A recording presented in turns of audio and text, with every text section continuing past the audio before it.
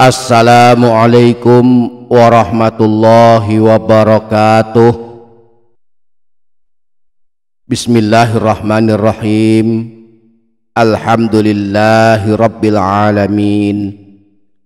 Allahumma sholli ala sayyidina Muhammad wa ala ali sayyidina Muhammad.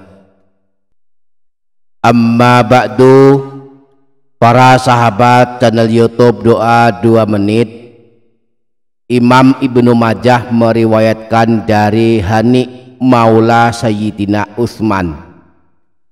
Beliau berkata, Sayyidina Utsman bin Affan menangis saat berdiri di dekat sebuah kuburan sehingga membasahi jenggotnya. Maka ditanyakan kepada beliau, saat ingat surga dan neraka, engkau tidak menangis? Lalu mengapa saat melihat kuburan engkau menangis? Sayyidina Utsman bin Affan menjawab, kuburan adalah tempat pertama dari kehidupan akhirat. Jika seseorang selamat dari siksa di alam kuburnya, maka kehidupan setelahnya akan lebih mudah. Namun jika seseorang tidak selamat darinya, maka kehidupan setelahnya akan lebih sulit. Sayyidina Utsman bin Affan juga menuturkan, aku pernah mendengar Rasulullah bersabda, aku tidak pernah melihat pemandangan yang lebih menyeramkan daripada kuburan. Demikianlah gambaran kehidupan alam kubur. Sayyidina Utsman bin Affan, salah satu sahabat Rasulullah yang telah mendapat kabar gembira kelak masuk surga ini saja, beliau menangis jika ingat kehidupan alam kubur.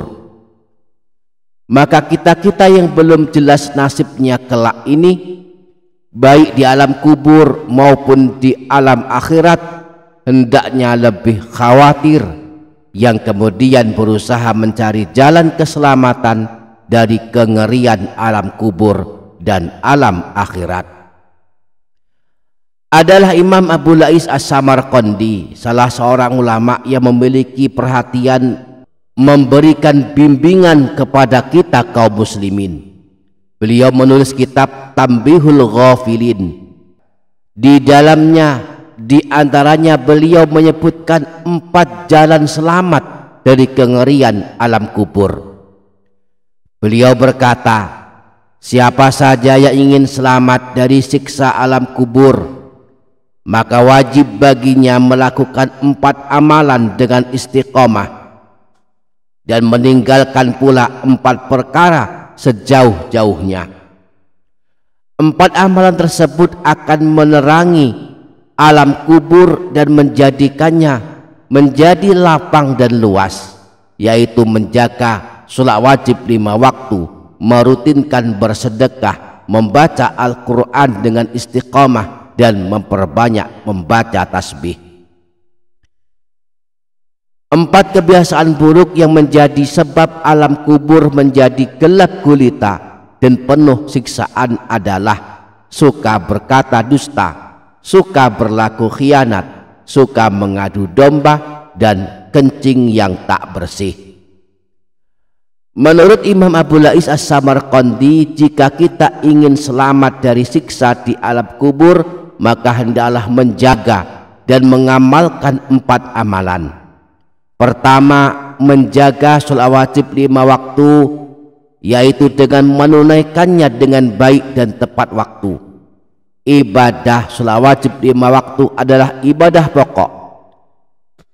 Tidak akan diterima ibadah lainnya jika kita suka meninggalkan ibadah yang pokok ini. Maka keselamatan kita kelak baik di alam kubur maupun di alam akhirat tergantung bagaimana kita menjaga dan menunaikan ibadah yang pokok ini, yakni ibadah sholat wajib 5 waktu. Yang kedua, jika kita ingin selamat dari siksa di alam kubur, maka hendaklah rajin bersedekah.